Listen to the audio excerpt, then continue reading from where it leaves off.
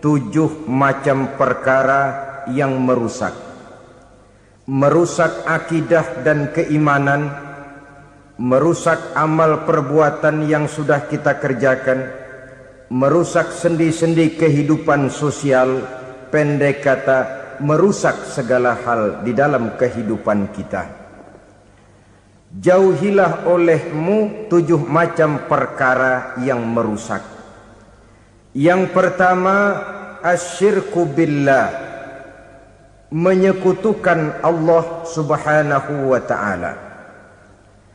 Agama dimulai dari keyakinan, maka kehancuran agama selalu dimulai dari kehancuran keyakinan, iman atau akidah yang dimiliki oleh seseorang.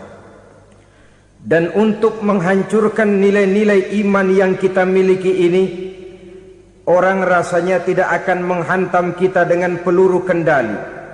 Orang tidak akan mengirimkan nuklir ke sini. Orang tidak juga akan mengirimkan satuan militernya ke sini. Untuk menghancurkan nilai-nilai iman, dibanjiri kita dengan paham-paham yang merusak dan mendangkalkan akidah. Baik ia bernama materialisme, baik ia bernama sekularisme, baik ia bernama banjirnya maksiat dan munkarat, baik ia bernama banjirnya peradaban dan kebudayaan yang menghancurkan moral daripada anak-anak kita, sedikit demi sedikit melenturkan dan melunturkan nilai-nilai keimanan kita, untuk kemudian pada waktunya nilai iman itu akan bertukar dan berganti menjadi nilai syirik kepada Allah subhanahu wa ta'ala. Atau pada sisi lain, menjadikan yang selain Allah sebagai tujuan akhir daripada kehidupan kita.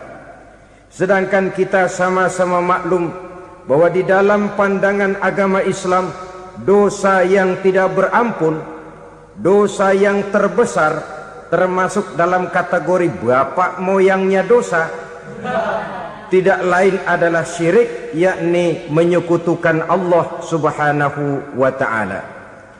Pola penghancuran iman ini memang berstrategi. Ditawarkan kita kepada paham materialisme, paham kebendaan, di mana otak menempati urutan sebagai ranking pertama, Tuhan jatuh pada urutan kedua. Lalu menyusul kepada paham sekularisme, Allah dipisahkan dari seluruh kegiatan hidup ini, untuk pada gilirannya menjadikan yang selain Allah sebagai tujuan akhir daripada seluruh kegiatan hidup kita. Oleh karenanya, kewajiban menjaga nilai-nilai iman ini merupakan kewajiban yang mulia tetapi berat. Tidak hanya untuk kita, tetapi juga bagaimana mewariskannya kepada anak-anak kita, generasi yang akan datang.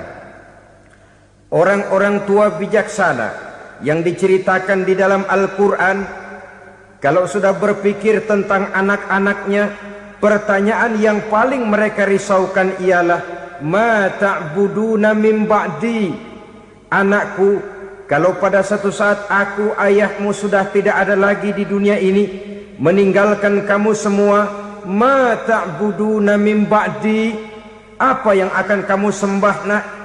Jikalau sekarang ayahmu masih mau ke masjid, masih mau melakukan rukuk dan sujud, masih beribadah menyembah Allah subhanahu wa ta'ala, kalau orang tuamu sudah tidak ada, ma ta'buduna min ba'di, masihkah engkau mau datang ke masjid? Masihkah engkau mau rukuk dan sujud? Masihkah engkau mau menyembah Allah subhanahu wa ta'ala? Pertanyaan ini yang dipikirkan oleh Nabi Yakub kepada putra-putranya. Pertanyaan ini yang diteruskan oleh Nabi Ibrahim kepada anak-anaknya. Pertanyaan ini yang diwariskan oleh generasi ulama'us salafus saleh kepada para generasi berikutnya. Bagaimana kita generasi sekarang? Kita orang-orang tua sekarang bukan berfikir ma ta'buduna min ba'di, malah yang kita fikirkan ma ta'kuluna min ba'di. Kalau bapak tidak ada nanti kamu makan apa nak? Perkara kamu nyembah apa urusan nomor 18. Yang penting kamu nanti hidup bisa makan, nak. Maka kita sibuk mewariskan harta kepada anak-anak kita. Kita sibuk mewariskan kebun dan tanah kepada anak-anak kita. Kita sibuk mewariskan pabrik kepada anak-anak kita, sementara kita lupa mewariskan intan yang paling mahal, mewariskan mutiara yang paling berharga, yaitu nilai iman kepada Allah Subhanahu wa ta'ala. Alangkah baiknya apabila warisan harta, warisan tanah dan kebun, warisan rumah dan pabrik didasari lebih dahulu dengan mewariskan nilai iman kepada Allah Subhanahu wa ta'ala. Sebagai orang-orang tua, kita boleh bersedih kalau anak kita tidak mengerti komputer. Kita boleh bersedih kalau anak kita tidak mengerti matematika. Kita boleh bersedih kalau anak kita tidak mengerti bahasa Inggris. Tapi sewajarnya lebih bersedihlah kita orang tua jikalau mempunyai anak yang tidak kenal Allah sebagai Tuhannya, yang kemudian tidak mau rukuk dan sujud kepada Allah Tuhannya. Itulah kemalangan yang paling malang bila kita meninggalkan generasi yang tidak bertauhid kepada Allah Subhanahu wa ta'ala. Betapapun anak kita tidak ngerti komputer, saudara, paling-paling kerugiannya cuma kerugian dunia. Masuk dia ke alam barzakh, munkar nakir tidak akan sempat tanya kau belajar komputer apa tidak. Kumpul dia di padang mahsyar, malaikat juga tidak akan tanya matematikamu nilainya berapa. Yang ditanya kau kenal Allah, kau rukuk dan sujud kepadanya, kau pernah datang ke masjid. Oleh karena itu sekali lagi, menjaga nilai iman tidak hanya untuk kita, tetapi juga mewariskannya kepada anak-anak kita, generasi yang akan datang. Sungguh kemalangan yang paling besar apabila kita meninggalkan anak-anak kita. Mereka kita tinggalkan lemah ekonominya, itu tidak baik. Mereka kita tinggalkan lemah otaknya, itu pun akan membuat mereka tertinggal oleh yang lain. Tapi yang paling celaka, jikalau kita tinggalkan mereka dalam kondisi lemah imannya, rapuh akidahnya, tidak baik dan tidak betul keyakinan hidupnya.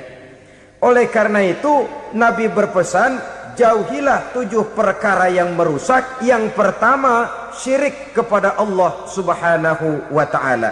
Menyekutukan Allah baik dalam ucapan, dalam keyakinan ataupun dalam perbuatan. Ini perkara pertama yang termasuk 7 perusak besar di dalam kehidupan. Kalau sudah jatuh kita ke lembah syirik, bagaimanapun banyak kebaikan yang kita kerjakan, berjiwa sosial, bertangan pemurah, gemar menolong orang lain, kalau memang dasarnya syirik, maka seluruh kebaikan kita akan hancur, tidak akan ada nilainya dalam pandangan Allah Subhanahu wa ta'ala. Dalam pandangan manusia mungkin kita dicatat sebagai orang sosial, gemar menolong orang lain, tidak berpangku tangan melihat orang yang mendapat kesulitan. Tapi oleh karena dasarnya syirik, dasarnya tidak mentauhidkan Allah, maka seluruh nilai kebaikan yang kita kerjakan tidak akan ada nilainya dalam pandangan Allah Subhanahu wa ta'ala. Maka jagalah iman kita, jangan sampai dihinggapi penyakit syirik yang bagaimana kecilnya sekalipun. Sekali lagi, baik syirik dalam bentuk ucapan, syirik dalam bentuk keyakinan, sampai kepada syirik dalam bentuk perbuatan, kita berhindar kepada sifat-sifat yang sedemikian itu. Karena apa? Dalam satu ayat Quran Allah Subhanahu wa ta'ala menjelaskan, innallaha la yaghfiru ayyushraka bih wa yaghfiru ma duna dzalika liman yasha. Allah tidak akan memberi ampun kepada orang-orang yang menyekutukannya, tapi Allah masih mau memberikan ampun kepada dosa-dosa yang selain itu bagi orang-orang yang dikehendakinya. Dosa selain syirik, apabila kita bertaubat, Allah masih mau mengampuni.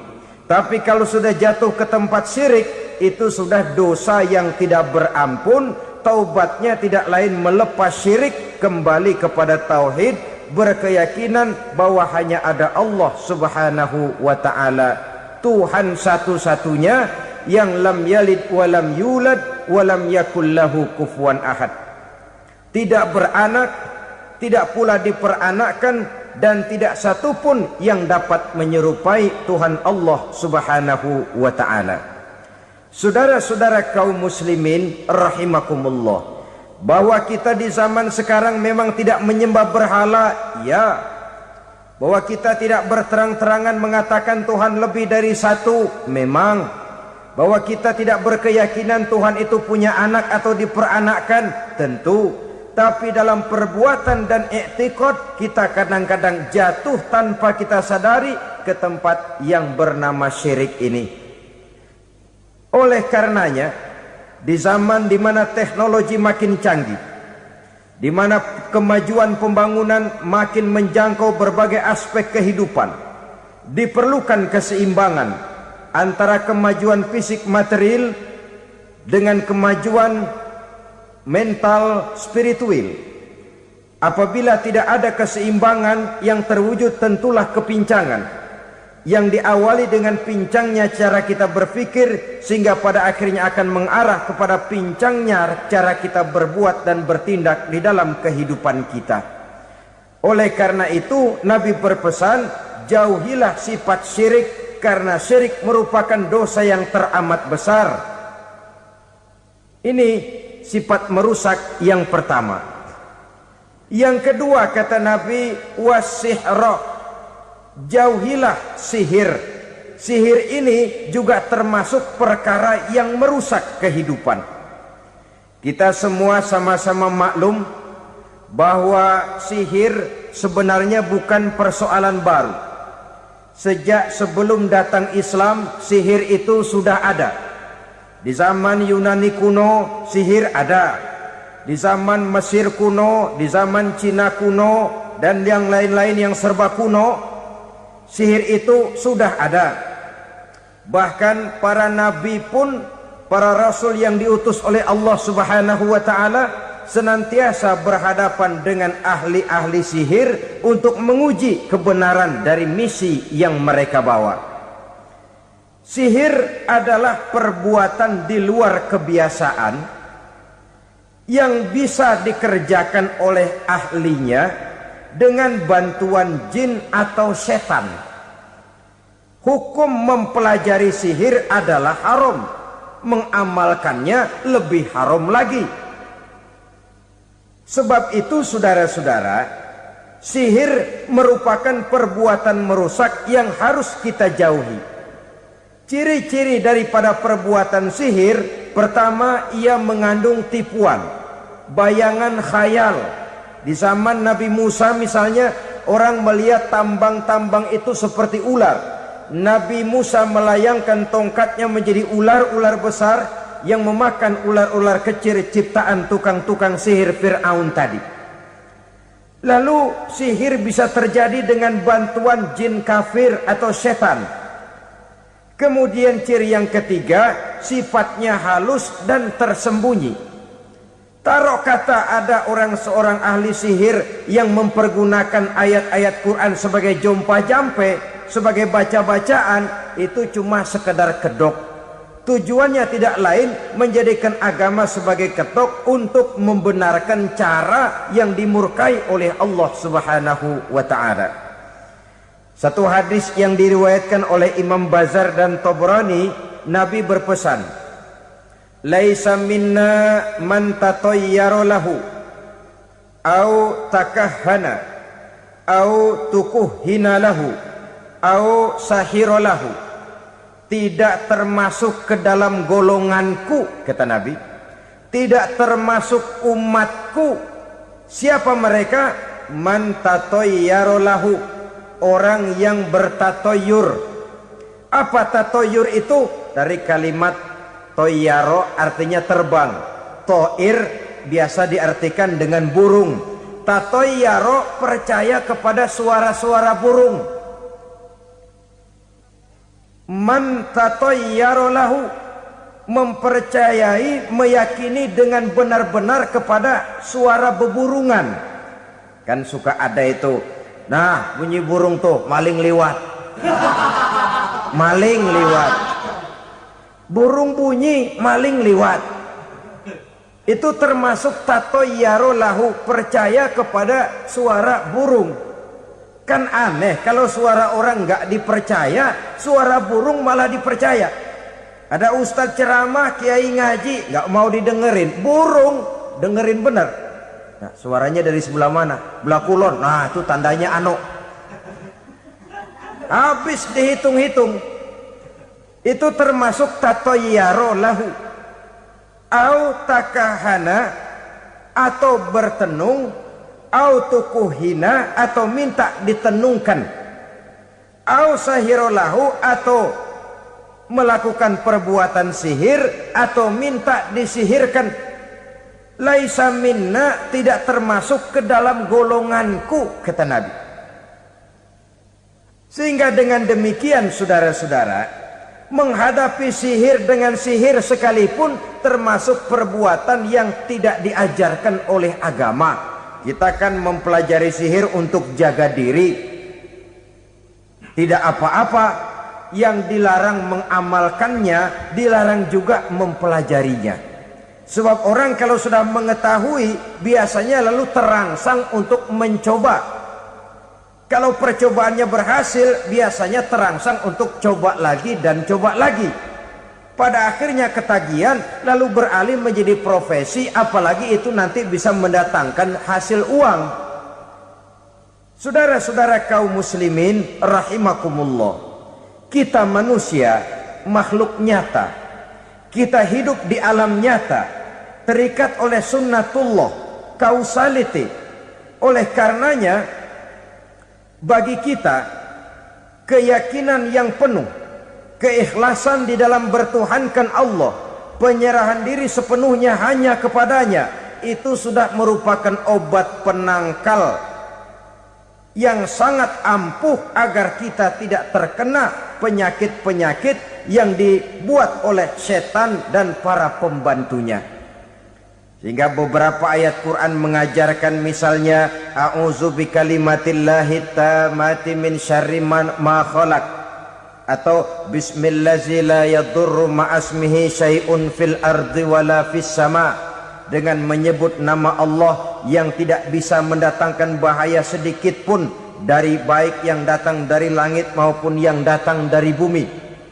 Jiwa yang kosong dari keyakinan yang penuh kepada Allah, jiwa yang penuh was-was dan ragu-ragu, itu yang mudah terserang oleh penyakit-penyakit yang dikerjakan oleh para tukang-tukang sihir, yaitu oleh setan dan seluruh para pembantunya. Kemudian hadis kedua yang diriwayatkan oleh Imam Ibnu Hibban, Nabi bersabda, la yadkhulul jannata mudminu khamrin wala mu'minu bisihrin wala qati'u rahmin. Tidak masuk surga. Ini Nabi yang bilang, tidak masuk surga. Siapa itu? Pertama, mudminu khamrin, orang yang berkekalan dalam mabuk. Selalu mudminun itu sudah menjadi perbuatan rutinnya, tidak kapok-kapoknya, teler seumur hidup.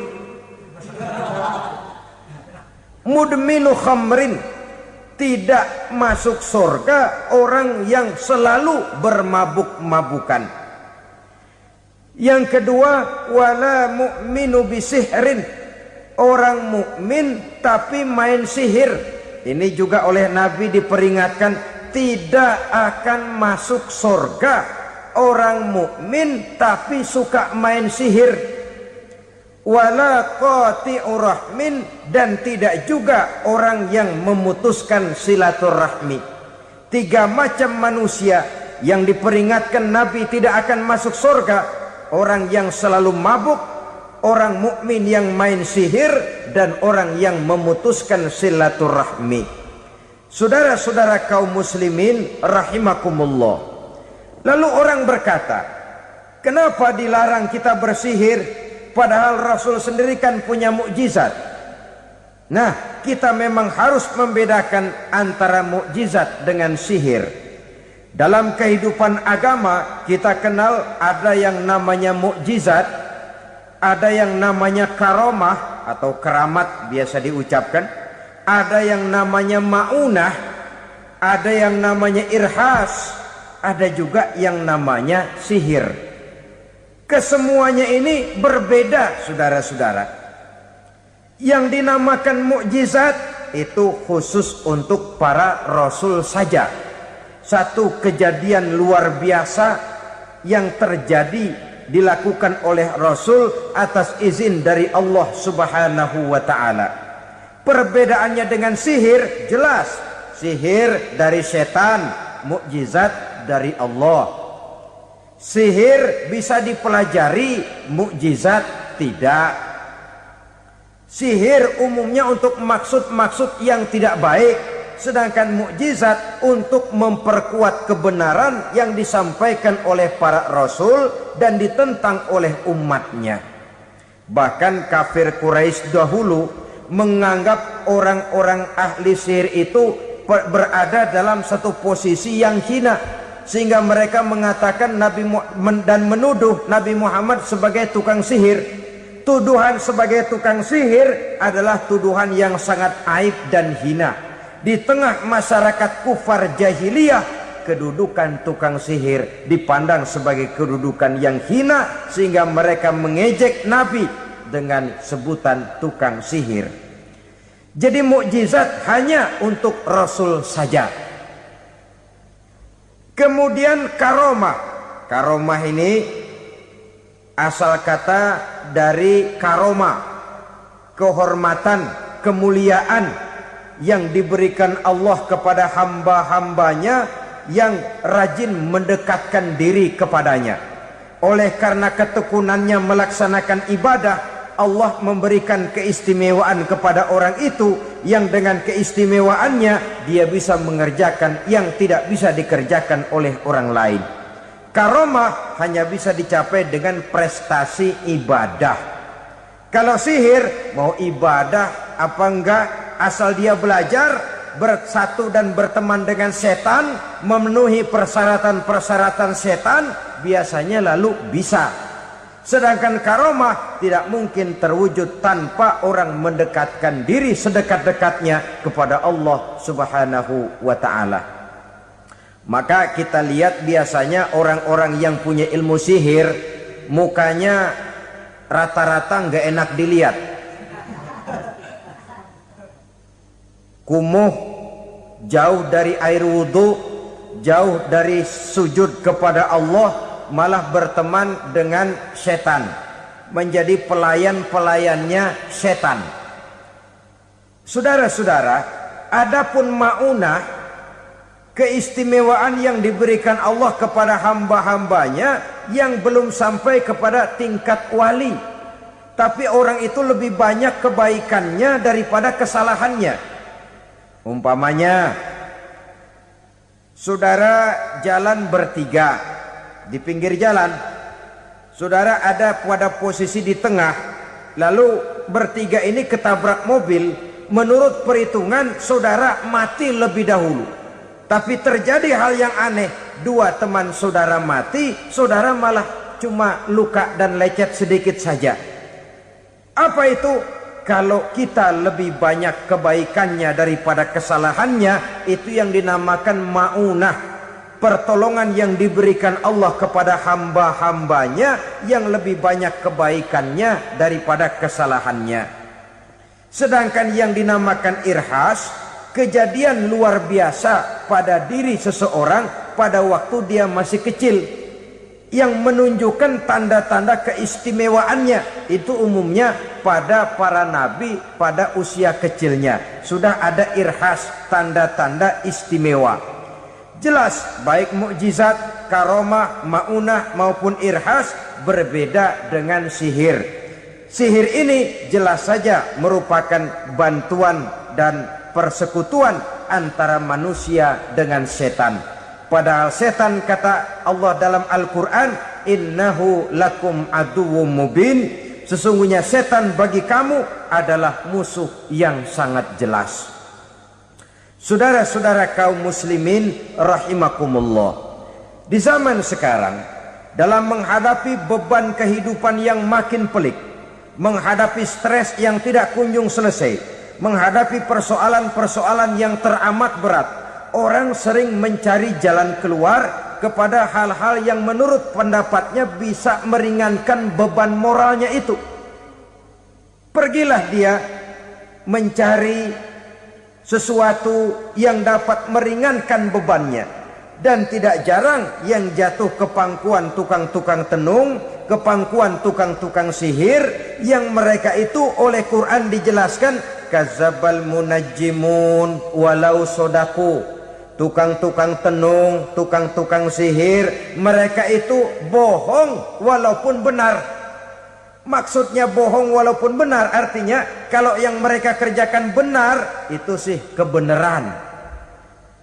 Benar dengan kebenaran itu lain.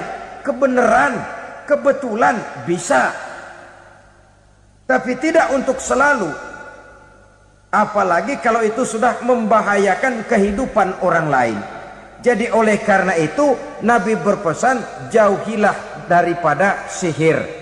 Kalau sudah jauhilah dari sihir artinya ya jauhilah daripada mempelajarinya, jauhilah daripada bergaul dengan orang-orang yang ahli di bidang itu, karena dari pergaulan segalanya bisa menular. Baiklah saudara, ini yang kedua. Yang ketiga pesan Nabi, wa qatlan nafsil lati harramallahu illa bil haq. Membunuh orang lain dengan cara yang tidak benar. Membunuh orang yang diharamkan oleh Allah Subhanahu wa taala untuk melakukannya kecuali dengan alasan yang benar. Kita tahu Islam adalah agama damai. Sesuai dengan namanya, ia tidak dikembangkan dengan pedang dan kekerasan. Ia dikembangkan dengan keteladanan dan tuntunan moral. Oleh karena Islam bukan agama kekerasan, Islam pun tidak mementingkan dan mengajarkan kekerasan kecuali dengan alasan yang benar dan bisa dipertanggungjawabkan. Membunuh dengan sengaja, menghilangkan nyawa orang lain tanpa alasan yang bisa dibenarkan adalah merupakan dosa besar dan satu di antara 7 perkara yang bisa mendatangkan kerusakan dalam kehidupan dan yang hendaknya harus kita jauhi. Saudara-saudara kaum muslimin rahimakumullah, beberapa waktu yang lalu di sebuah kota kecil yang indah bernama New Auckland. Saudara tahu New Auckland? Itu dari Gunung Kidul masih ngidul lagi. Pernah diadakan satu seminar yang membicarakan bagaimana menyelamatkan masyarakat manusia dari bahaya Perang Dunia Ketiga. Diperkirakan kalau terjadi Perang Dunia Ketiga, manusia tidak akan tersisa. Sebab apa? Pada waktu itu cadangan nuklir yang dimiliki oleh bersama Amerika dan Rusia konon sudah sanggup memusnahkan 6 miliar manusia pada saat jumlah manusia baru 5 miliar. Jadi kelebihan nuklir dunia ini. Kalau terjadi Perang Dunia Ketiga, sulit manusia untuk tersisa. Maka dibahaslah di dalam seminar itu, wah, supaya tidak terjadi Perang Dunia Ketiga, maka perlombaan membuat senjata-senjata canggih, alat-alat pembunuh modern harus segera dibatasi. Dibahas, tidak mungkin kita membatasi perlombaan membuat senjata. Kenapa? Makin maju ilmu dan teknologi, makin canggih senjata yang ditemukan. Atom sudah meningkat menjadi nuklir, nuklir sudah meningkat menjadi neutron, dan kita tahu bom yang bernama neutron ini bom yang cukup membunuh tanpa perlu merusak. Artinya kalau dia diledakkan di kota kita ini, bangunan utuh, jembatan tidak ambruk, rumah-rumah tetap berdiri, tapi semua yang bernama hidup mati. Itu katanya lebih sopan dari bom atom. Sebab kalau si atom ini sudah membunuh, merusak pula. Neutron cukup membunuh saja tanpa perlu merusak. Jadi majunya senjata-senjata teknologi sebagai akibat yang logis dari kemajuan ilmu pengetahuan ini tidak bisa kita batasi. Dan memang sebenarnya yang bahaya bukan senjatanya, tapi manusia yang mengendalikan senjata itu. Mereka kembali kepada prinsip the man behind the gun. Bukan senjatanya yang bahaya, tapi manusia yang mengendalikan senjata itu yang bahaya. Walaupun senjatanya modern, katakanlah model M16 umpamanya, kalau yang mengendalikannya orang beriman, insya Allah aman. Tapi biar megang cuma senapan angin, kalau yang megang orang brutal, ngeri kita deket-deket. Apalagi kalau memang bukan ahlinya menggunakan senjata, bisa ngeker kaki kena jidat.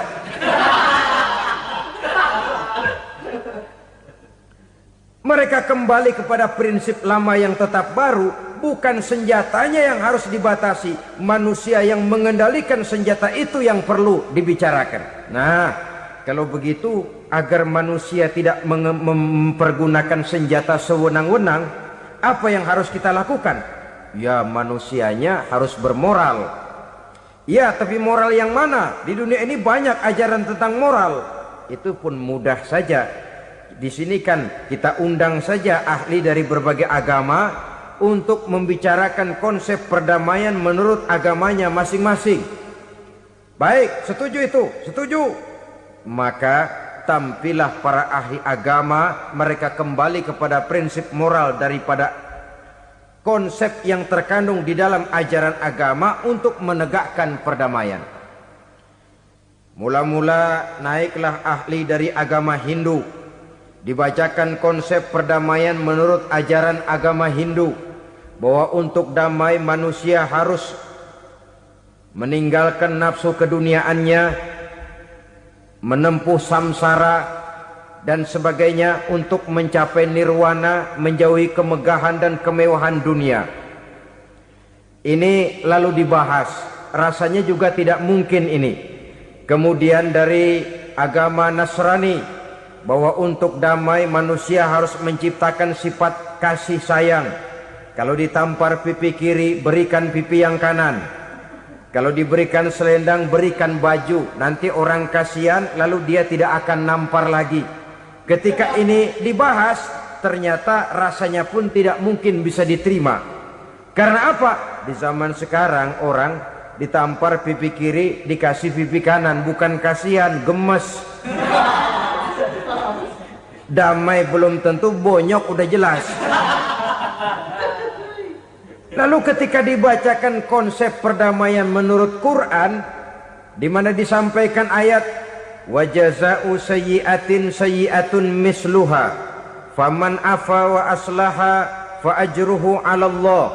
Balasan terhadap satu kejahatan adalah kejahatan yang seimbang, tetapi barang siapa yang memberi maaf dan mencari jalan damai, itulah yang terbaik dan akan mendapat pahala dari Allah Subhanahu wa ta'ala. Kamu tidak salah ditampar pipi kirimu, tampar lagi pipi kirinya sekeras dia menampar pipi kirimu. Nanti orang tidak mau menampar kita karena dia tahu kalau dia tampar kita, dia akan menderita tamparan sekeras dia menampar kita. Akan terjadilah prinsip saling hormat menghormati, tidak saling ganggu, tidak saling usil, tidak saling jahil. Atas dasar ini perdamaian bisa ditegakkan. Mereka bisa menerima konsep ini, tapi kemudian seminar ditutup tanpa satu keputusan resmi. Kenapa? Terus terang mereka kagum dengan konsep Islam, tapi sentimen lama terhadap nilai-nilai Islam telah menutup mata mereka untuk menerima kebenaran dari ajaran Al-Quranul Karim. Saudara-saudara kaum muslimin rahimakumullah, kembali kita kepada persoalan pokok. Roh adalah dari Allah. Dia akan kembali kepada Allah, milik mutlak dari Allah. Tidak pantas kita merampasnya dari orang lain. Tidak wajar kita menghilangkannya tanpa alasan yang dibenarkan oleh agama. Di zaman sekarang akibat persaingan hidup yang makin tajam, lapangan kerja yang makin sulit, tensi ekonomi yang makin tinggi, atau karena nilai moral yang makin rendah, atau juga karena rapuhnya pegangan orang kepada agama, nyawa rasanya sudah sedemikian murahnya. Berbagai kasus membuat berdiri bulu roma kita. Ada mayit, ada manusia dipotong 6, dicincang macam kambing. Ada yang dipotong 5, ada yang dipotong 13, dikardusin, dibuang ke tempat sampah. Inna lillahi wa inna ilaihi raji'un. Gejala apa ini? Kanibalisme.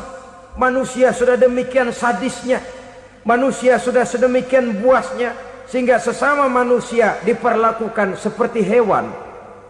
Padahal hewan sendiri belum pernah macan makan macan, bagaimanapun buasnya macan.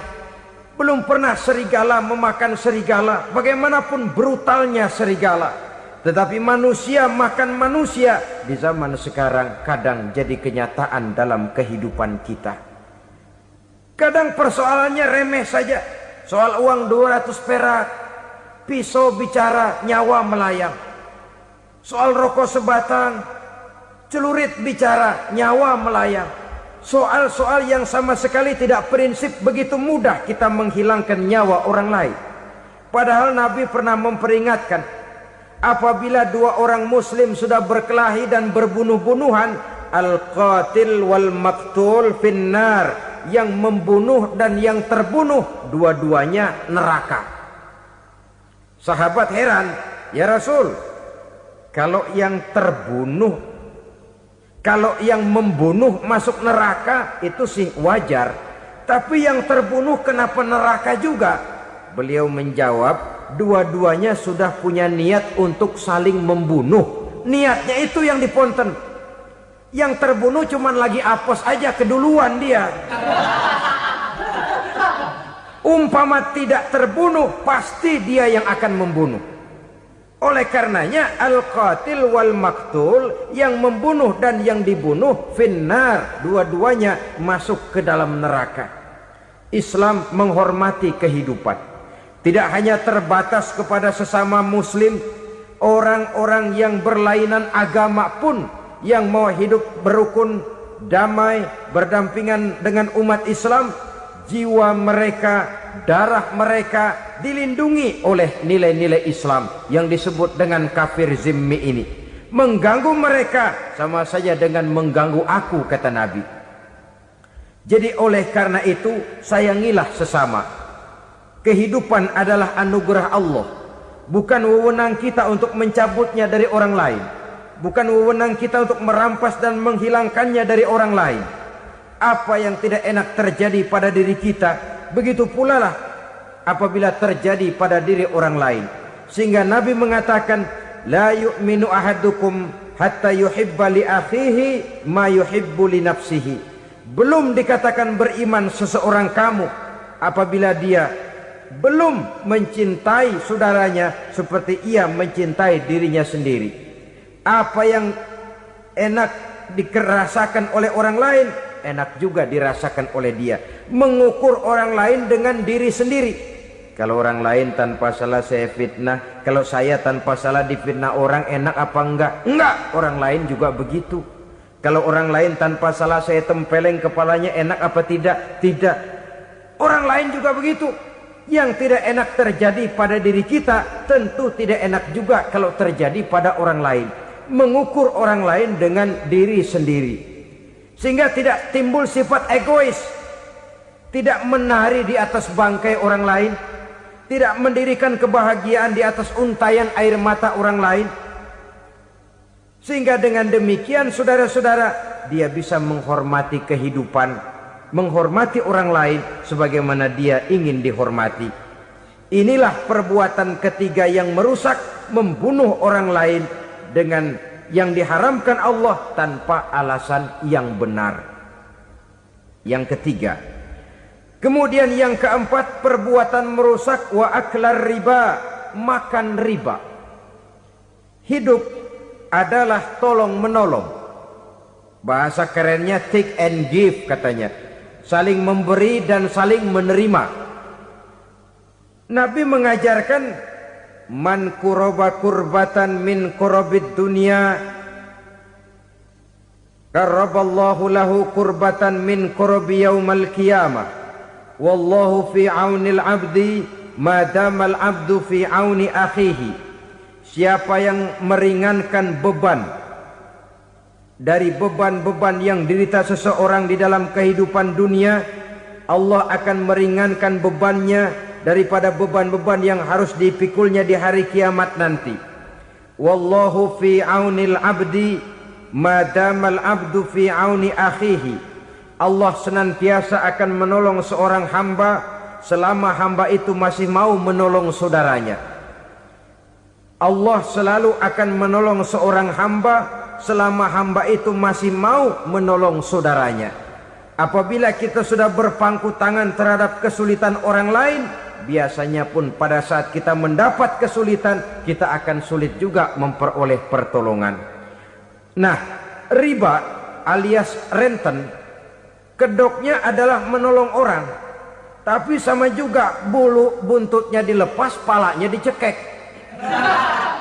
Menolong orang pada akhirnya menjadi beban bagi seseorang, dan memang mencari orang-orang yang berada dalam posisi kesulitan. Biasanya di daerah-daerah di mana musim paceklik, jadi lapangan kerja sulit, sedangkan urusan perut tidak bisa ditunda. Akhirnya orang terjebak ke dalam rentenir, ke dalam riba, ke dalam renten. Bunga berbunga, sehingga satu saat jumlah bunganya bisa lebih besar dari jumlah pinjaman pokoknya. Kemudian kalau juga ternyata tidak bisa dibayar, rumah jadi taruhan. Memang rumah satu-satunya, begitu rumah ditarik mulain camping. Bukankah pada akhirnya akan mewariskan kesengsaraan? Oleh karena itu, kepada kita berusahalah jangan berhubungan dengan rentenir, jangan makan renten dan riba. Kepada mereka yang melaksanakan riba, walaupun mendatangkan keuntungan materi, tapi percayalah, harta yang didapat dengan jalan riba tidak akan membawa keberkahan. Manakala tidak membawa keberkahan, dia tidak akan mendatangkan ketenangan di dalam kehidupan kita. Oleh karenanya, memakan harta riba termasuk perbuatan yang merusak sendi-sendi kehidupan sosial, merusak kehidupan orang lain, merusak kehidupan masyarakat, tetangga, pergaulan, dan sebagainya. Yang kelima, wa akla malil yatim, memakan harta anak yatim dengan cara yang zalim. Nih, memang lezat. Anak yatim itu nggak tahu urusan apa-apa. Kita diamanahkan untuk mengurusinya. Kadang-kadang dibentuklah panitia penyantunan yatim piatu. Yatimnya mah tetap kelaparan, panitianya yang pada gendut.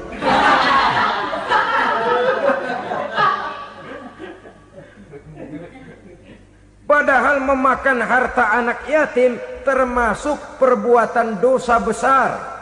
Dan menjantuni yatim merupakan perbuatan mulia. Nabi mengatakan, ana wa kafilul yatim kahataini yaumal qiyamah.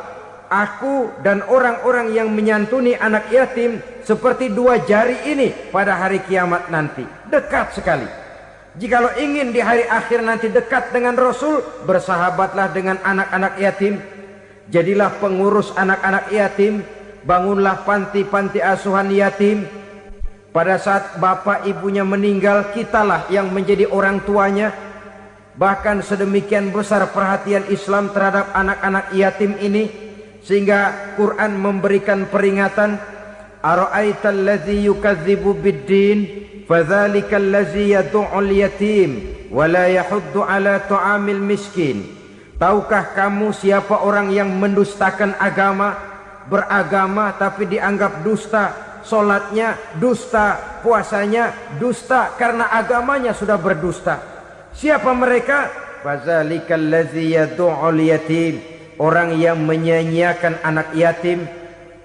Wala yahuddu ala ta'amil miskin, dan tidak pernah memberi makan kepada orang-orang yang menderita kemiskinan, menyia-nyiakan, meninggalkan anak yatim, termasuk perbuatan yang divonis kita sebagai orang yang mendustakan agama. Saudara-saudara kaum muslimin rahimakumullah, maka sangat dicela mengeksploitir anak-anak yatim, menjadikan mereka sebagai kedok untuk mencari kekayaan pribadi. Tetapi jikalau ikhlas, ganjarannya sangat besar, nilai pahalanya sangat besar. Menyantuni yatim tidak hanya setahun sekali. Kalau Muharram pakai istilah lebaran yatim, dibentuklah panitia, diberilah beras, uang 4-5 ribu rupiah, alhamdulillah. Tapi jangan lupa, si yatim tidak hidup cuma satu hari. Dia tidak hidup cuma di bulan Muharram saja, dia hidup 12 bulan dalam setahun. Sebagaimana anak-anak yang lain, dia juga berhak punya masa depan. Dia juga berhak menikmati bangku sekolah. Dia berhak mengenyam arti dan makna pendidikan. Dia berhak membekali diri dengan ilmu dan pengetahuan, seperti halnya anak-anak yang lain. Maka kita yang diberikan keluasan oleh Allah, ingatlah itu, bersahabatlah dengan anak-anak yatim, santuni mereka. Perkara setahun sekali di bulan Muharram, alhamdulillah, itu bagus, bin Thayyib alias baik. Tapi tentu dan tentu sekali lagi, si yatim tidak hanya hidup di bulan Muharram. Dia hidup 12 bulan dalam setahun, 24 jam di dalam sehari. Oleh karenanya, menyia-nyiakan mereka pada saat posisi kita memang mampu akan memojokkan kita dalam satu posisi di mana kita dianggap sebagai orang yang mendustakan agama, memakan harta anak yatim dengan cara yang zolim.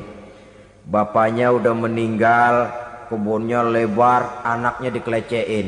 Nah, dah kamu gak usah pusing, nanti saya yang ngurus. Akhirnya bukan ngurus, nguras.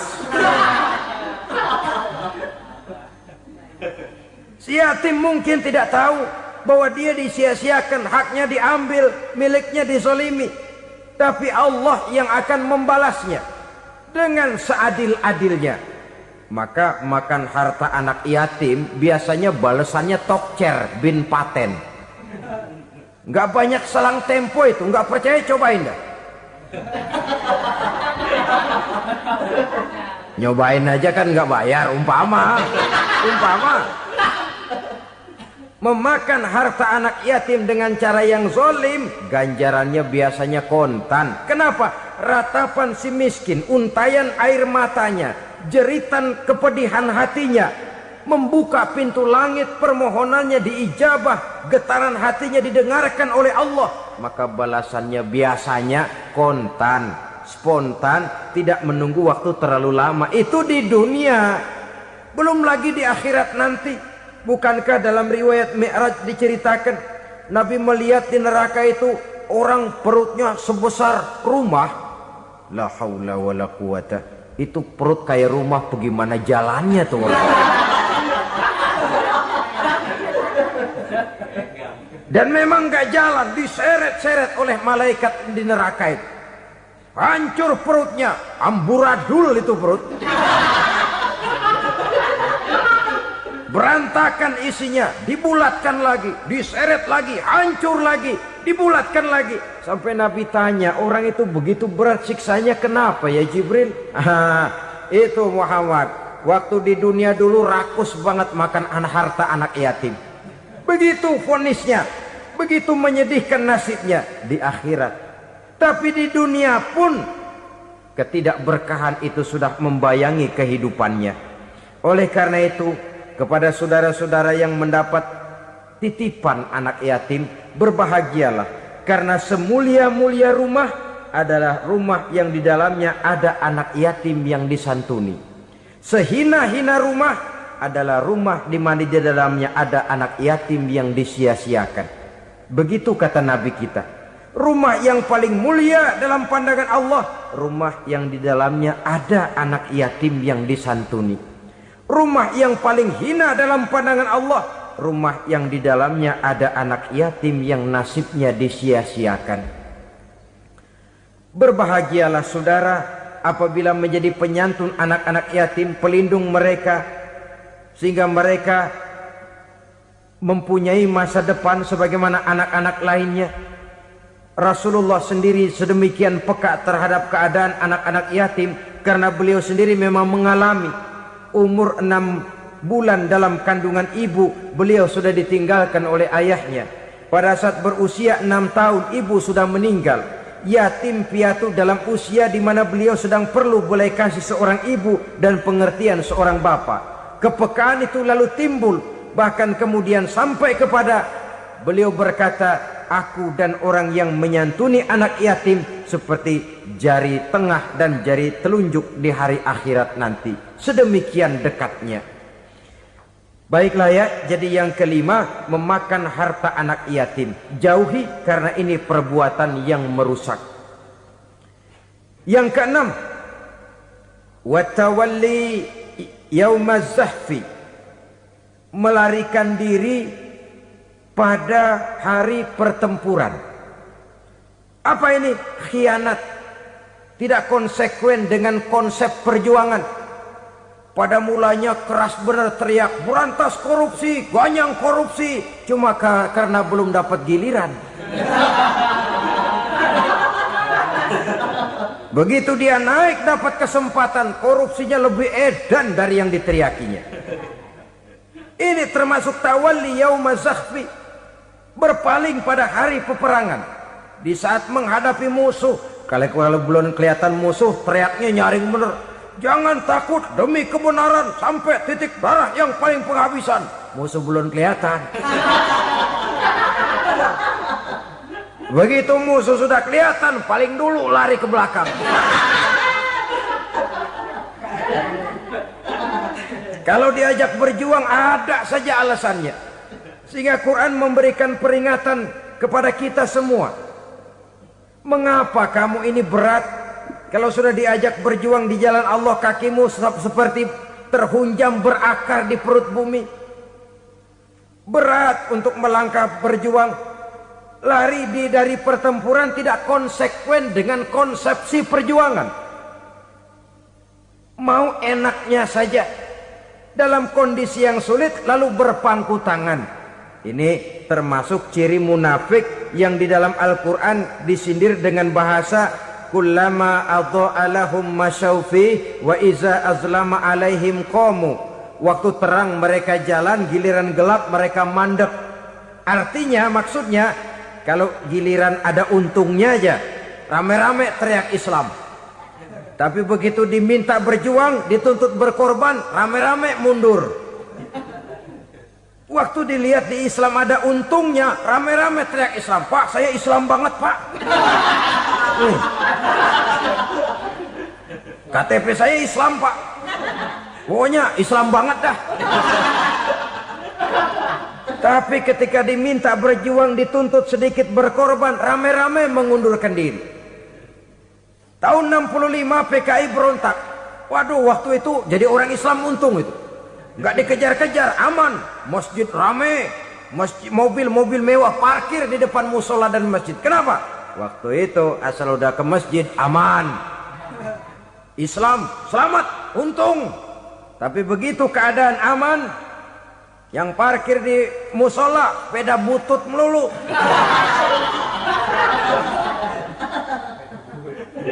Waktu terang mereka jalan, waktu gelap mereka berhenti. Dikala di Islam ada untungnya, baru wah Islam bagus, Islam hebat. Tapi waktu dilihat ada kerugian, jangan bawa-bawa Islam dah. Jangan bicara soal Islam, ini kan bukan soal agama. Bukan soal agama. La haula wa la quwata illa billah. Beragama kita ambil talfik fid din, mengambil yang enteng-enteng saja dalam urusan beragama ini. Tidak konsekuen kita dengan Islam kita. Seolah kita mau memilih mana yang terasa cocok sama selera kita, kita teriak Islam. Beratan aja dikit, rame-rame berpaling. Itu termasuk tawalli yaumaz zahfi. Para pengkhianat, mental-mental hipokrit yang tidak mau konsekuen menghadapi segala bahaya.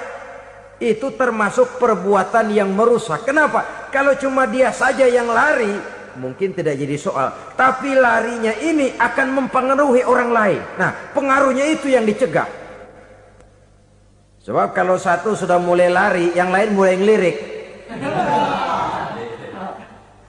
Ketika yang dilirik kemudian tidak ada reaksi, dia akan ikut lari. Artinya apa? Seorang muslim harus konsekuen dengan konsep perjuangannya, dengan keyakinan keagamaannya, dan tidak memilih yang enak-enak saja di dalam kehidupan beragama. Lari dari pertempuran, bermental khianat, mengkhianati agama, merupakan satu di antara sifat yang merusak. Terakhir saudara, wa qazfal muhsanatil ghafilatil mu'minat, menuduh perempuan baik-baik yang tidak tahu menahu tentang tuduhan yang dituduhkan kepadanya, menuduh perempuan mukmin yang baik-baik yang tidak tahu menahu tentang tuduhan yang dilakukan kepadanya. Fitnah lebih bahaya daripada pembunuhan. Orang yang tidak salah bisa hancur namanya, orang yang berniat baik bisa ambruk perjuangannya oleh karena fitnah. Sehingga dikatakan al-fitnatu asyaddu minal qatli. Fitnah lebih bahaya daripada pembunuhan. Maka memfitnah ini termasuk satu dosa di antara 7 hal merusak yang harus kita jauhi semampu kita, semampu-mampunya. Mengupayakan sebisa-bisanya jangan sampai terjebak ke dalam hal yang demikian. Nah, saudara-saudara, inilah saja pertemuan kali ini. Mudah-mudahan ada manfaatnya. Semoga Allah memberikan kekuatan zahir dan batin kepada kita untuk bisa menjauhi 7 perkara yang merusak ini. Selalu berusaha menyimpan sesuatu yang bisa membawa manfaat, baik untuk dirinya, untuk anak cucunya, maupun untuk keluarganya, untuk masa kini dan masa depannya. Kadang simpanan itu berbentuk uang, kadang berupa tanah, lain saat berbentuk pabrik, dan lain sebagainya. Sementara masa depan yang paling pasti adalah akhirat. Jika untuk masa depan dunia kita rela memeras keringat, membanting tulang, pergi pagi dan pulang petang, menyimpan uang, menyimpan tanah, menyimpan pabrik, pernahkah kita merenung jika satu saat kiamat datang, kita dibangkitkan dari kubur masing-masing, berdiri di padang mahsyar untuk mempertanggungjawabkan seluruh kegiatan hidup kita di dunia ini, lalu kita akan menuju ke alam akhirat. Sudahkah kita mempunyai simpanan untuk akhirat kita? Pada pertemuan kali ini saya ingin menyampaikan sebuah hadis di mana Rasulullah sallallahu alaihi wasallam bersabda, arba'un min kanzil jannah. Simpanan sorga ada 4 macam. Yang pertama, ikhfa'us sadaqah, menyembunyikan sedekah. Saudara-saudara kaum muslimin, sebagaimana yang kita maklum bahwa Allah Subhanahu wa taala melebihkan sebagian rezeki dari kita terhadap yang lain. Ada yang kaya, ada yang setengah kaya, ada yang miskin, ada yang setengah miskin, dan selanjutnya. Ada yang gajinya kecil tapi penghasilannya gede. Ada yang penghasilannya gede tapi nggak punya gaji. Ada juga yang memang gajinya gede dan penghasilannya gede. Kelebihan rezeki merupakan sunnatullah dan tidak harus membuat kita merasa lebih dari yang lain. Bahkan sebaliknya, kelebihan itu harus membuat kita ringan tangan untuk menolong mereka yang memang memerlukan pertolongan. Kalau saudara diberikan ilmu, maka pertanyaan akhirat cuma satu: ilmumu kau amalkan untuk apa? Kalau saudara diberikan umur yang panjang, pengadilan akhirat juga bertanya satu: umurmu kau habiskan di mana? Tapi kalau saudara diberikan harta, pengadilan akhirat akan bertanya 2: hartamu kau dapat dari mana, kau belanjakan kemana. Dari mananya ditanya, dan kemananya juga ditanya. Oleh karena kita akan dimintakan pertanggungan jawab, maka amanah yang bernama harta ini harus kita gunakan dengan sebaik-baiknya. Ada penggunaan yang merupakan kewajiban, itu zakat namanya. Ada penggunaan yang sewaktu-waktu, itu infak namanya. Ada yang lebih sewaktu-waktu lagi, dan itu sedekah namanya. Zakat dia terikat oleh haul dan nisab, oleh putaran batas waktu dan ukuran dari harta itu sendiri. Sedangkan infak terikat oleh situasi dan kondisi perekonomian seseorang. Sedangkan sedekah tidak terikat dengan apapun. Dalam kondisi seperti apapun kita bisa melakukan sedekah dengan yang terkecil sekalipun. Sampai-sampai Rasulullah sallallahu alaihi wasallam mengajarkan, la tahqiranna minal ma'rufi syai'an walau an talqa akhaka biwajhin talik. Atau ada hadis, tabassumuka fi wajhi akhika laka sedekah. Senyumanmu kepada temanmu adalah sedekah. Jadi untuk melakukan sedekah tidak harus dalam berbentuk uang. Dengan ilmu kita bisa sedekah. Dengan tenaga kita bisa bersedekah, dengan pikiran kita bisa bersedekah, bahkan senyum kepada teman itu pun sedekah. Jadi kalau sedekah dengan uang memang belum punya uang, nyengir aja banyakin. Itu asal pada tempatnya, jangan lalu ketemu tiang listrik cengengesan. Tentu tidak pada tempatnya dan tidak wajar. Nah, sedekah yang paling dicintai Allah adalah sedekah yang disembunyikan. Artinya jauh dari sifat riya. Kan kadang-kadang ada orang sedekah itu disebutkan namanya. Apa tidak bagus? Kalau memang niatnya ikhlas, ya bagus-bagus saja. Untuk memberikan sugesti kepada yang lain. Di Fulan bin Fulan nyumbang sekian, diumumkan. Boleh kalau niatnya untuk memberikan rangsangan kepada yang lain supaya dia menyumbang lebih besar dari orang tadi. Tapi kalau itu mendatangkan riya, maka sedekah yang paling dicintai Allah adalah sedekah yang disembunyikan. Tangan kiri saja tidak tahu apa yang diberikan oleh tangan kanan. Sedekah yang dilakukan dengan ikhlas akan merupakan perbendaharaan surga. Tersembunyi dari pandangan orang lain, tidak seorang pun tahu. Karena memang sikap yang baik adalah melupakan kebaikan dan mengingat kesalahan. Itu salah satu ciri orang bahagia. Orang yang selalu mengingat kesalahannya dan berusaha melupakan segala kebaikannya. Kalau dia akan berada kebaikan, dia tidak bisa ikut, dia merasa rugi karena dia merasa belum pernah berbuat baik. Tapi kalau akan melakukan kesalahan baru, dia ingat kesalahan yang sudah-sudah, sehingga terhalang baginya untuk melakukan satu kesalahan baru. Demikianlah saudara-saudara, bahwa Allah melebihkan rizki sebagian kita dari yang lain, agar terjadi tolong-menolong dalam kehidupan ini. Jadi kesenjangan yang nature, kesenjangan yang alami, itu sunnatullah. Ada yang kaya, ada yang miskin, ada yang kelas menengah. Nah, kenapa lalu sekarang kita berusaha mengentaskan kemiskinan? Oleh karena adanya kesenjangan struktural. Kalau yang kaya bisa semakin kaya, kenapa yang miskin tidak bisa naik jadi ikut sedikit kaya? Sebab pada dasarnya Islam adalah agama yang sejak turunnya sudah berupaya memerangi kemiskinan. Bahkan dikatakan kemiskinan itu mendekatkan kepada kekufuran. Orang kalau miskin udah dekat banget sama kafir. Gampang menjadi kafir.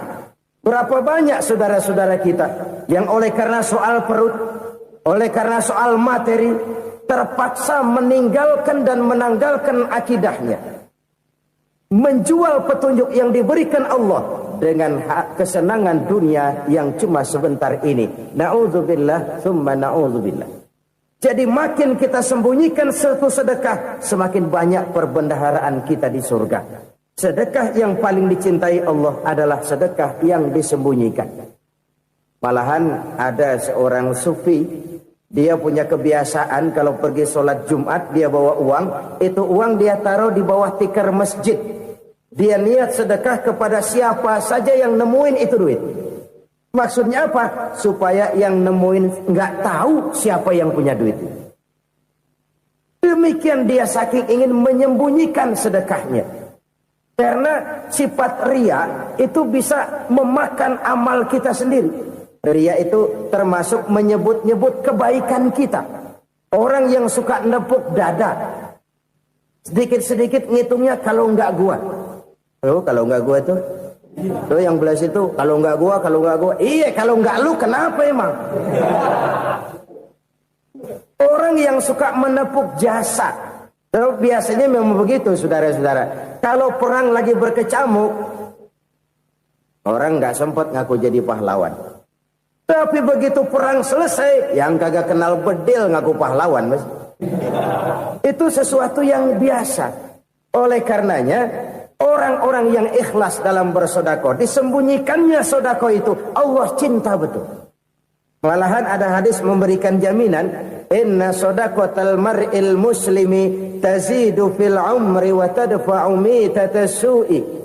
Sesungguhnya sedekahnya seorang mukmin tazidu fil umri, bisa menambah umur panjang.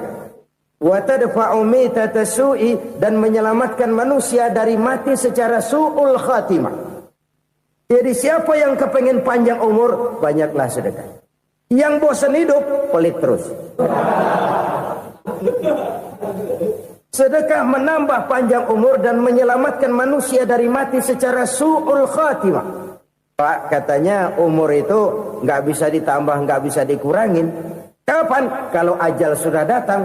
Wa idza jaa ajaluhum la yastakhiruna sa'atan wa la yastakdimun. Kalau ajal datang tidak bisa dimajukan, tidak bisa dimundurkan. Itu kalau ajal sudah datang. Tidak bisa lagi umur ditambah dikurangi, sudah datang. Tapi kalau belum datang, itu kan haknya Allah. Mau ditambah, mau dikurangi, hak prerogatif Allah. Sebagai pencipta manusia, Allah Maha Kuasa dan Maha Mampu. Sedekah ini menambah panjang umur dan menyelamatkan manusia dari mati secara su'ul khatimah. Orang mati kan sama ya, kondisinya mati, nggak nafas. Tapi hakikat mati kan lain-lain. Ada yang mati itu husnul khatimah, baik akhirnya. Misalnya lagi ngaji mati, lagi sholat mati, lagi sedekah mati. Ini yang dinamakan dengan husnul khatimah, baik di akhirnya. Sebaliknya ada yang su'ul khatimah, jelek di akhirnya. Ini yang jadi catatan akhir. Lagi nyekek botol, mampus. Lagi banting kartu, modar. Su'ul khatimah, jelek pada akhirnya. Sedekah menyelamatkan manusia dari mati secara su'ul khatimah. Dan kita semua kepengen mendapat husnul khatimah, jauh dari su'ul khatimah. Oleh sebab itu yang bisa menyelamatkan kita dari penyakit itu antara lain adalah sedekah yang disembunyikan. Yang dikerjakan dengan ikhlas karena Allah. Tidak karena kepengen dipuji orang. Tidak karena ingin dikatakan orang pemurah. Sebab orang dermawan itu orang yang memberi tanpa harus diminta. Kalau masih harus diminta, ya belum dermawan namanya. Masih harus diminta. Kalau nggak diminta ya tulus. Lolos, polos. Saudara-saudara kaum muslimin rahimakumullah. Harta adalah amanat dan akan kita pertanggungjawabkan. Allah melebihkan rizki sebagian kita dari yang lain agar kita saling tolong menolong. Bantu membantu. Nabi janjikan siapa yang meringankan beban saudaranya muslim di dunia, Allah akan meringankan bebannya di akhirat nanti. Sebuah jaminan dari baginda Nabi. Si orang yang kita bantu barangkali tidak bisa membalas, Allah yang akan membalas lewat jalan lain yang tidak pernah kita sangka-sangka. Ada orang tanya, Pak, ini ada orang nyumbang masjid sambil marah-marah, bagaimana? Saya bilang sumbangannya aja ambil, marahnya jangan. Marahnya jangan diambil, itu urusan dia. Saudara-saudara kaum muslimin rahimakumullah. Umat Islam ini kan umat yang punya potensi besar. Kadang kita merenung, kenapa kadang-kadang pembangunan masjid kok lambat sekali? Kalau hotel hari ini peletakan pertama, bulan depan peresmian. Supermarket hari ini peletakan batu pertama, minggu depan peresmian. Tapi kalau sudah yang namanya masjid, kadang-kadang peletakan batu pertama sekaligus jadi batu terakhir. 3 tahun, 4 tahun, campur nebar jalak di jalanan, duit dijaring kayak ikan sepat. Apa tidak ada orang Islam yang kaya? Banyak. Apa tidak ada pengusaha muslim yang jadi konglomerat? Ada. Lalu yang belum banyak itu yang komit terhadap nilai-nilai agamanya. Akhirnya kita jatuh jadi umat yang lemah. Belum ada pengusaha konglomerat muslim buka pabrik supermi cap beduk misalnya umpamanya atau pabrik kecap cap sorban supaya identitas keislamannya sedikit kelihatan. Kita jatuh jadi umat yang lemah karena potensi tidak terinventarisir dengan baik. Kita ini ibarat kompor yang cuma matengin nasi orang lain. Potensi kita dimanfaatkan oleh orang lain. Ukhuwah Islamiyah kita baru terbatas kepada silaturahmi. Ukhuwah di bidang ekonomi kita lemah. Ukhuwah di bidang kebudayaan kita lemah. Apalagi ukhuwah di bidang politik kita lebih rapuh lagi. Padahal ukhuwah itu adalah totalitas kehidupan manusia. Menyangkut ipolek sosbud. Memerlukan nilai-nilai ukhuwah.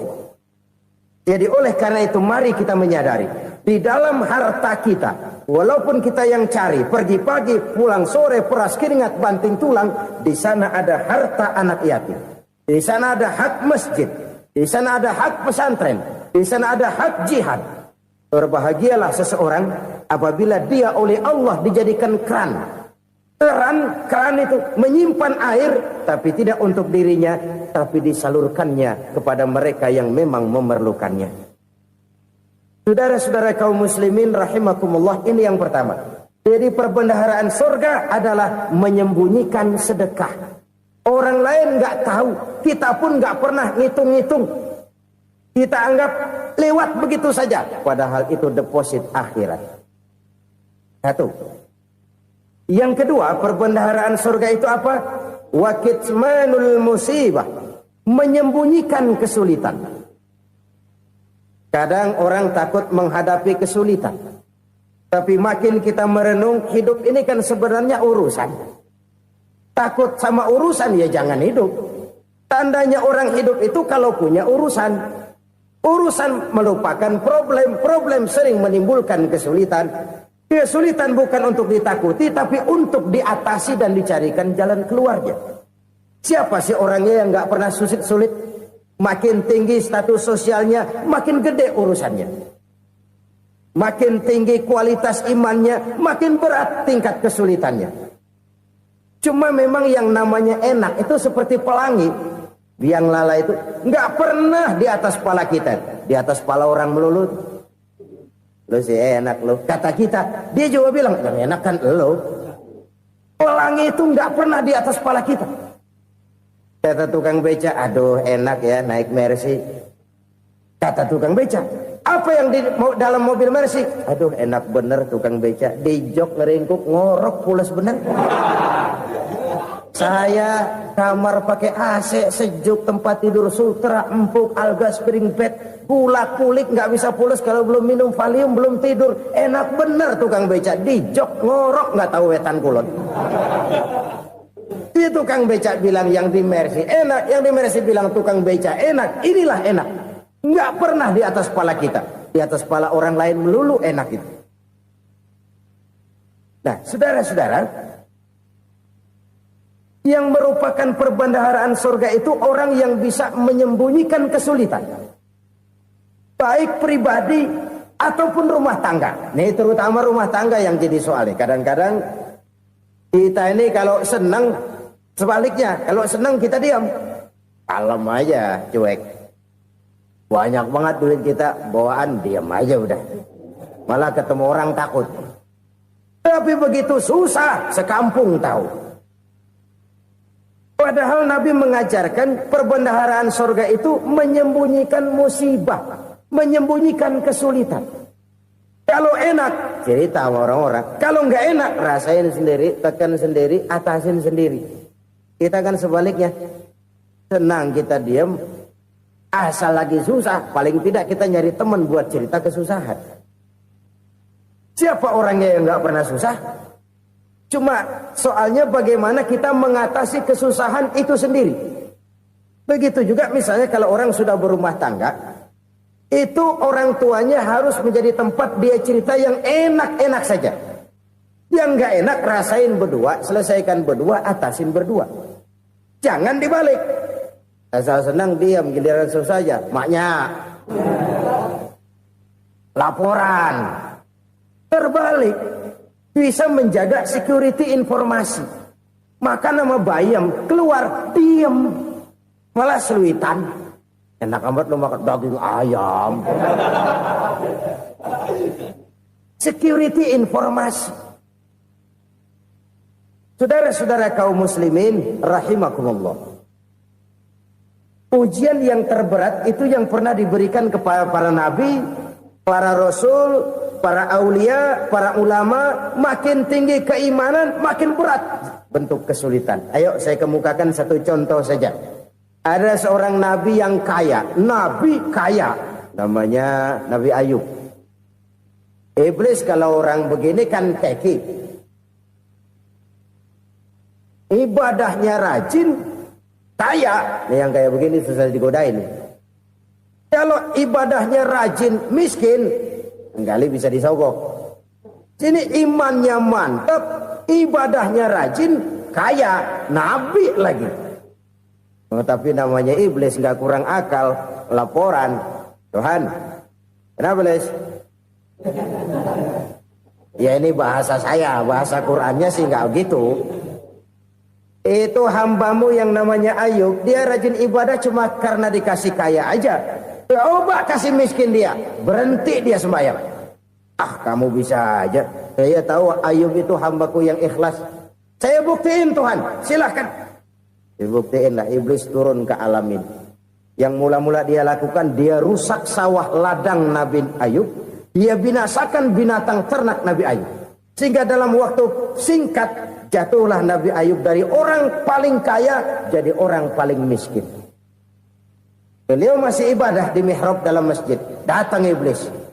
Saudara Ayub, ya, lagi ngapain? Ibadah. Nyembah Allah, nyembah Allah. Oh, percuma. Kenapa? Tuhan yang ente sembah nih, dia udah bikin miskin ente. Sawah ladang ente hancur lebur, binatang ternak binasa. Sekarang ente jadi orang paling miskin. Ngapain nyembah Tuhan kayak begitu? Tekor. Udah berhenti dah ibadah, berhenti ibadah. Ini iblis sama Tuhan laporannya lain, yang dikerjakan kepada Nabi Ayub juga lain. Benar begitu iblis kata Nabi Ayub? Iya. Sawah ladang saya habis, buras. Binatang ternak saya binasa, binasa. Saya miskin, bangpak. Apa jawab Nabi Ayub? Bukan innalillahi, ini hebat. Alhamdulillahillazi a'tani wa akhza minni. Segala puji bagi Allah yang telah memberikan harta kepada saya dan sekarang mengambilnya lagi. Alhamdulillah. Allah yang ngasih, Allah yang ambil. Itu mah urusan Allah. Iblis cuman ibadah jalan terus, sujud lagi Nabi Ayub. Iblis seleher gondok banget. Dasar Nabi nggak mempan dia apa-apain. Miskin malah alhamdulillah. Allah yang ngasih, Allah yang ambil. Jadi kalau kita tidak komit, kita tidak terikat kepada kaya, miskin, senang, susah, apa yang bisa bikin kita susah? Jadikan kekayaan, kemiskinan, jadikan senang, susah sebagai anak buah yang bisa kita atur. Jangan kekayaan ngatur kita, jangan kemiskinan ngatur kita. Kita yang harus mengatur mereka. Senang, susah, kaya, miskin, bahagia, sengsara, jadikan itu anak buah yang bisa kita atur. Kalau sekarang kita kaya, lain saat boleh jadi kita miskin, semiskin-miskinnya. Allah yang ngasih, Allah yang ngambil. Tenaga mana yang bisa menghalangi? Ibadah jalan terus. Iblis makin gondok. Dasar Nabi loh. Akhirnya apa? Nabi Ayub dikerjain, diberikan penyakit. Demikian fatal penyakitnya. Bayangin, udah miskin sakit. Masya Allah. Miskin sakit. Sakitnya nggak lama, kira-kira 16 tahun. Istrinya 3, 2 mental minta ceraiin.